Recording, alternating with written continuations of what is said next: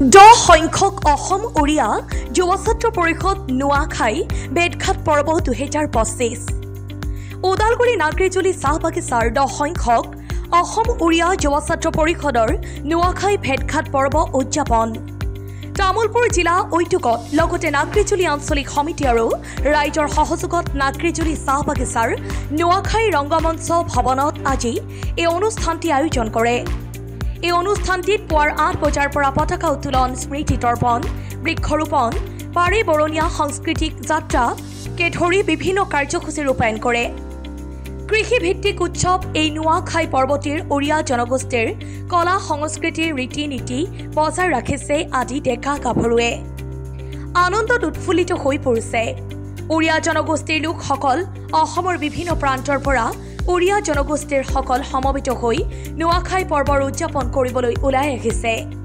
আজিৰ এই কাৰ্যসূচীত উপস্থিত কেন্দ্ৰীয় সমিতিৰ সভাপতি লক্ষীধৰ তাঁতী, বিশিষ্ট অতিথি হিচাপে উপস্থিত থাকে ধৰ্মনাৰায়ণ দাস, অসম উড়িয়া যুৱ ছাত্ৰ পৰিষদৰ ওদালগুৰি জিলাৰ প্ৰাক্তন সভাপতি সুৰেণ বাগ, ওদালগুৰি জিলাৰ উপ সভাপতি বিকাশ তাঁতী, ওদালগুৰি জিলাৰ সাধাৰণ সম্পাদক শিৱা সাগৰ, অসম উড়িয়া যুৱ ছাত্ৰ পৰিষদৰ বিটিচিৰ প্ৰাক্তন সাংগঠনিক সম্পাদক জিন্তু জেনায়ক, লগতে সমূহ ৰাইজ। ওদালগুৰিৰ পানেৰীৰ পৰা নবীন চাৱাৰৰ ৰিপৰ্ট।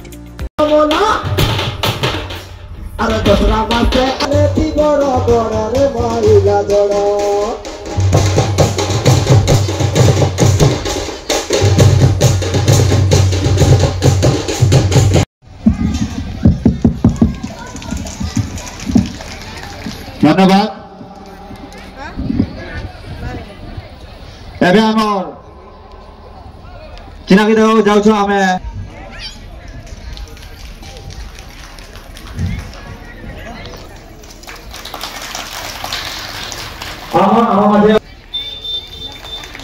ଧନ୍ୟବାଦ। ଏବେ ଆମେ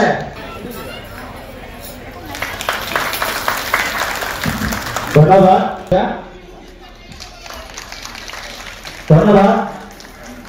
আমার মাঝে রয়ে যায়। আর আমি অনুরোধ করি মানে এখানে আমার সদস্য হয়তো চিনে না পায়,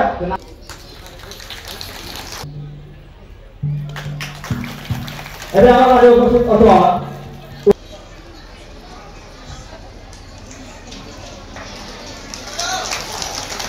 আমার মাঝে উপস্থিত অথবা বিটিআর অঞ্চলত বসবাস করে প্রত্যেকটা জনগোষ্ঠীয়ে যাতে কোনো দ্বিতীয় শ্ৰেণীৰ নাগৰিক নহয়, সকলোৱে প্ৰথম শ্ৰেণীৰ নাগৰিক হিচাপে আমি জীয়াই থাকিব পাৰোঁ।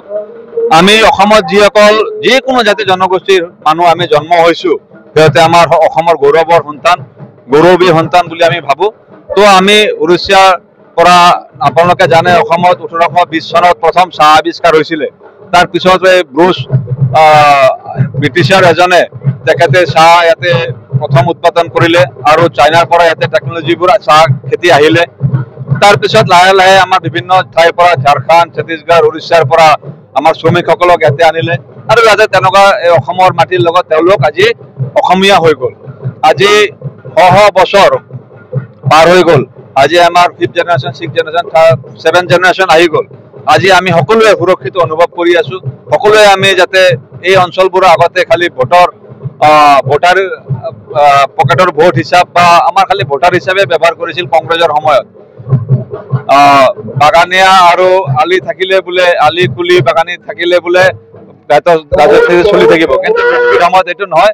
আমি সকলো স্তৰৰ সকলো আমাৰ একদম গৰীবতকে গৰীব মানুহকো, নিম্ন মানুহটোকো কেনেকৈ আমি আগবঢ়াই লৈ যাব পাৰোঁ, সবকা সাথ সবকা বিকাশ সবকা প্ৰয়াস, সেইটো মূল মন্ত্ৰৰে আমাৰ বিজেপি চৰকাৰ মাননীয় নৰেন্দ্ৰ মোদীজীয়ে আগবঢ়াইছে।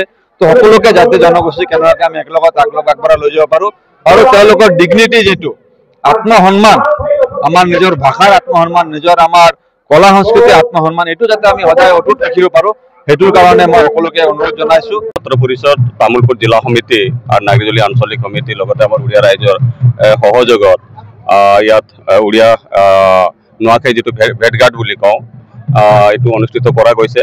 ইয়াৰ আঁৰত যিটো লক্ষ্যৰ উদ্দেশ্যটো আছে, নোয়াখাইৰ জৰিয়তে আমাৰ ভাষা, আমাৰ সংস্কৃতি, আমাৰ কলা কৃষ্টি যিবোৰ হেৰাই যাব ধৰিছে সেইবোৰক কেনেকৈ আমি জীয়াই ৰাখিব পাৰোঁ আৰু কি ধৰণে কি প্ৰচেছত আমি চৰকাৰৰ ঘৰত এইবোৰ উপস্থাপন কৰিলে যাতে নেকি সেইবোৰ সফল হ'ব পাৰি।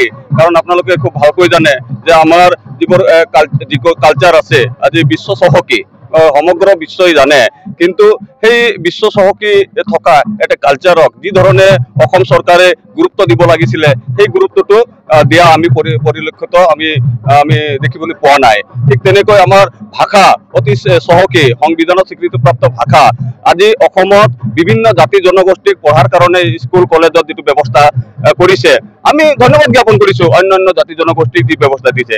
কিন্তু জনগোষ্ঠীৰ চহকী ভাষা থকা স্বত্তেও আমি বিচৰা নাই অসমত স্কুল, কিন্তু এডিশ্যনেল ছাবজেক্ট এটা তেওঁলোকে দিব পাৰে। নিউ এডুকেশ্যন যিটো পলিচিৰ ভিতৰত থাকিও ব্যৱস্থা কৰিব পাৰে। আমি বহুবাৰ আমি চৰকাৰক দাবী জনাইছোঁ যে উড়িয়া ভাষাটো যাতে নেকি আমাৰ নেক্সট জেনেৰেশ্যন পাহৰি নাযায়, তাৰ কাৰণে স্কুল কলেজত এটা ব্যৱস্থা কৰক, অন্তৰ্ভুক্ত কৰাৰ এটা ব্যৱস্থা কৰক। চৰকাৰে বাৰে বাৰে কৈ আছে হ'ব হ'ব, কিন্তু আজিলৈকে তেওঁলোকে কৰা নাই। আজি কিছুদিন আগতে আমি দেখিবলৈ পাইছোঁ যে ৬-৭টা জাতি জনগোষ্ঠীৰ মানে ভাষাত তেওঁলোকে নিজৰ ভাষা যাতে পঢ়িব পাৰে সেই ব্যৱস্থাটো কৰিছে।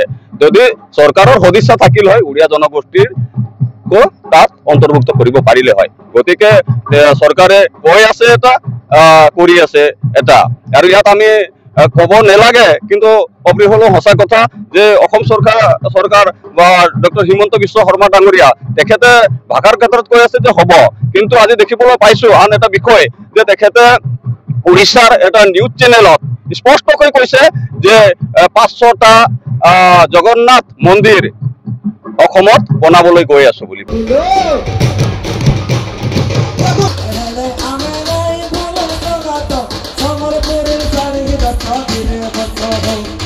Katowice